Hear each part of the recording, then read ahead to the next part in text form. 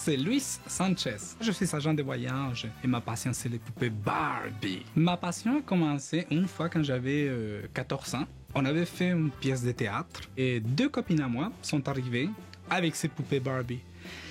Quand j'ai vu la poupée, j'étais vraiment ébloui par le jouet. À la fin de la pièce de théâtre, on a tout ramassé et moi j'ai volé les Barbies. Et j'ai eu vraiment le coup de foudre pour l'objet en tant que tel. Et à partir de là, je tombais en amour. Je suis rentré à la maison et j'ai montré ça à ma mère. Évidemment, moi, en tant que garçon, au Mexique, 14 ans, c'était pas bien vu de jouer avec des poupées. Donc ma mère, très intelligemment, elle m'a dit, regarde, elles sont tellement belles, on va les mettre dans son armoire, comme un bibelot. Donc pour moi, depuis ce temps-là, c'était un objet de valeur. Mais dès que j'ai eu mon premier emploi, je suis devenu fou. C'est à ce moment-là que j'ai commencé à investir mon argent dans l'achat de poupées. Donc ça fait environ un peu plus de 20 ans que la chose est sérieuse, que le collectionneur que je suis est sérieux là. Quand j'ai rencontré Louis, oui, c'était déjà un collectionneur de Barbie. J'ai tombé en amour, c'est la faute de l'amour. Et donc j'ai décidé de m'installer en 2003 ici au Québec. J'ai la chance d'avoir quelqu'un qui comprend ma folie. Je me suis dit, bon, lui, il aime les Barbies, collectionne les Barbies. Moi, j'ai vu plus ça côté collection. Je me suis dit, non, parce que ça peut être un investissement, évidemment. Il voit que je suis heureux. Puis si je suis heureux, il est heureux. En tant que collectionneur, moi, j'aime beaucoup aller chercher la perle rare. J'adore aller fouiller dans les marchés aux puces. J'ai allé beaucoup faire des encans.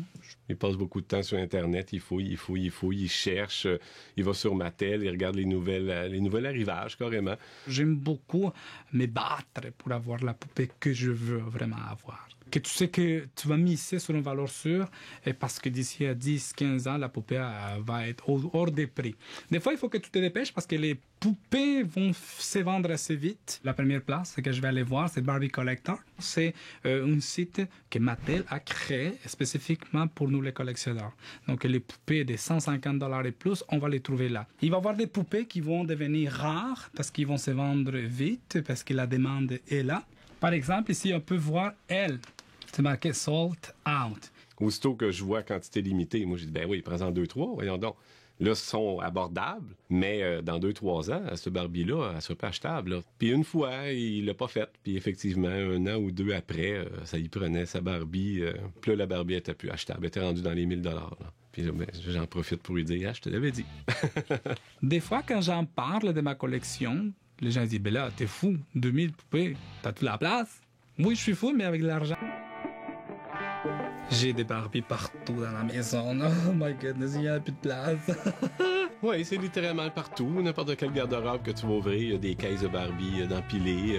Le garde-robe de cèdre qu'on a au sous-sol, il n'y a pas de linge dedans, c'est des Barbies. Moi, je vois ça comme un isolant. On isole la maison avec les boîtes de Barbie. Sur cette mur, j'en ai d'en haut jusqu'en bas. Ici, j'ai ce qu'on appelle des gift sets. Barbie et Ken dans la même boîte. Les gift sets sont spéciaux parce qu'ils sortent en série limitée. Celle-là est presque complète, il me manque que 5. Suivez-moi, s'il vous plaît. Je sais, vous allez être épatés.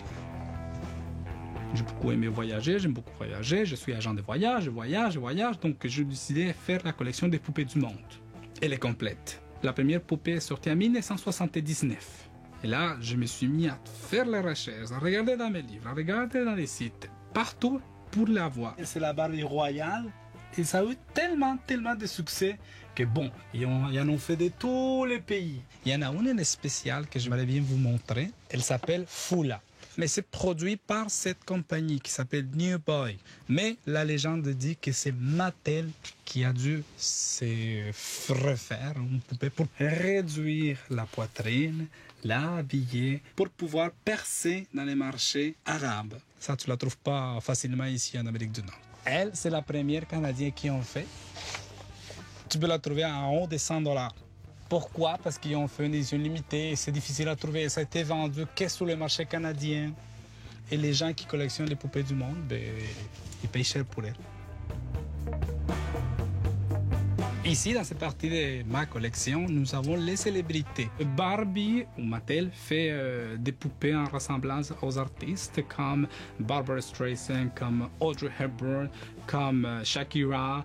Elle, cette Cher, en édition limitée. Il n'y en a que 999 autour du monde. J'ai remoué le ciel, la terre, tous mes contacts, tout le monde, etc. Et j'ai réussi à en avoir 2. Parce que c'est exclusivement aux États. J'ai payé 42 $. Aujourd'hui, la poupée peut se vendre à partir de 800 $ et plus. L'autre branche que j'ai, que j'adore, c'est mes poupées vintage. Et là, je suis très, très, très exigeant. Picky, comme on dit. S'il manque de cheveux, s'il manque un doigt, s'il manque je sais pas quoi, je ne l'achèterai pas. Donc, pour moi, elle, c'est un vrai trésor. Pourquoi? Parce qu'elle est même dans sa boîte d'origine. Tous ses accessoires sont là. Elle va facilement dans cet état qui est là et pourrait valer jusqu'à 600 $. Pour identifier une Barbie vintage, il faut savoir qu'en dessous des pieds, ça doit être marqué Japan.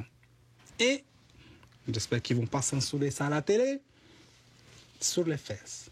La description est là. Donc, c'est très important parce qu'il y a plein de copies. Donc, j'ai réussi à avoir dans ma collection vintage des vrais Barbie de l'époque qui n'ont jamais été déballés. Ce qu'on va trouver ici, c'est très, très touchant pour moi. Parce que les gens qui savent que j'ai une collection viennent me laisser des poupées. Parce que les enfants, ces enfants de ces gens-là, sont partis, puis ont laissé ça dans les sous-sols. Ou même moi, je trouve dans les sous-sols d'église ou dans les marchés aux puces, etc.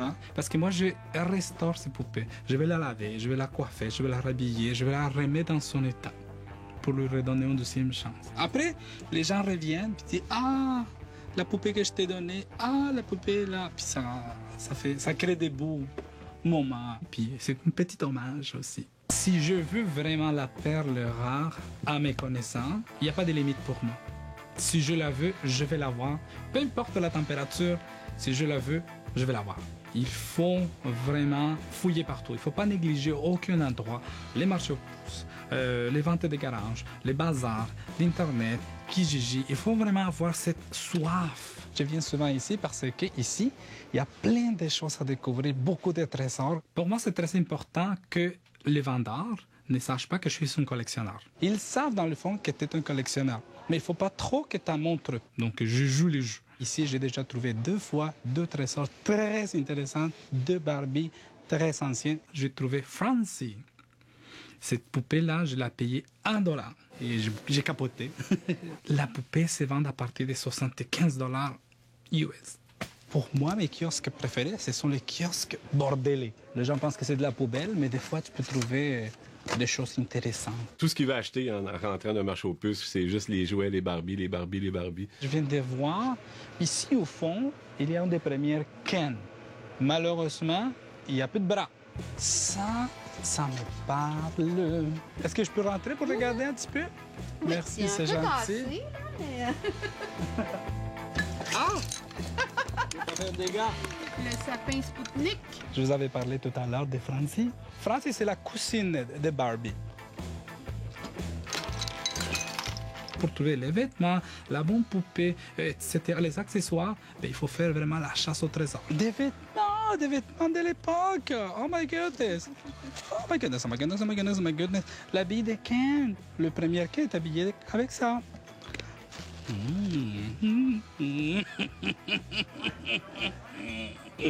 J'adore! L'étiquette d'origine, c'est très important. Évidemment, ça augmente la valeur. Il connaît Barbie par cœur, vraiment. Là. Aussitôt qu'il trouve une Barbie à quelque part, juste en la voyant, il sait si c'est une copie ou c'est une vraie. Ah! Tiens donc, c'est Skipper. C'est sûr qu'il faut la laver, la recoiffer. Il manque quelques cheveux. Tous les détails tout de suite, là. C'est instantané pour lui, là. Il va tout voir. Comme c'est Skipper, la première Skipper d'origine, c'est Mattel 63. OK. Moi, je la vends 45 $. Et c'est tout de suite, celle-là, elle vaut à peu près ça. Ou ça vaut rien. Ça, c'est quelque chose qui va être recherché plus tard. Puis oui, il y a le flair.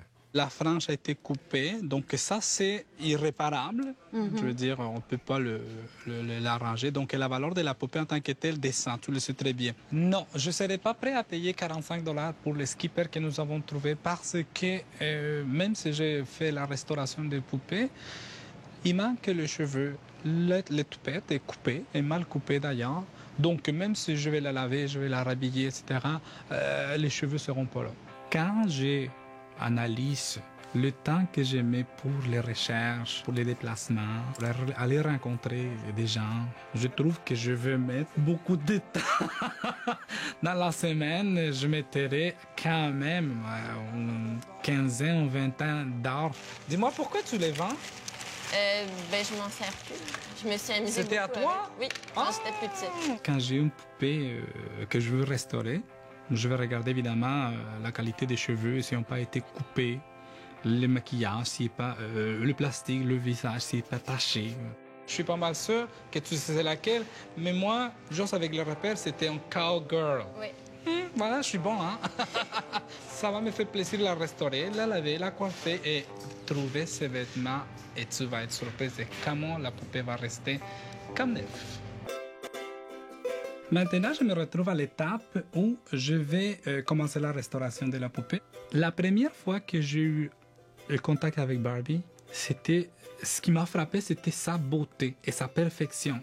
Donc, quand je me retrouve avec une poupée toute maganée, toute dépeigée, toute tachée, c'est de là qu'il me vient l'envie de la restaurer. La première chose qu'il faut faire, c'est d'identifier la poupée. Je vais regarder à partir de certains repères comme le maquillage, les types de coiffeurs, s'il y a des boucles d'oreilles, l'année. J'ai ici 2 boucles d'oreilles. Mon deuxième repère, ça va être la forme du visage qui a été très utilisée dans les années 90. Donc j'ai déjà 2 repères.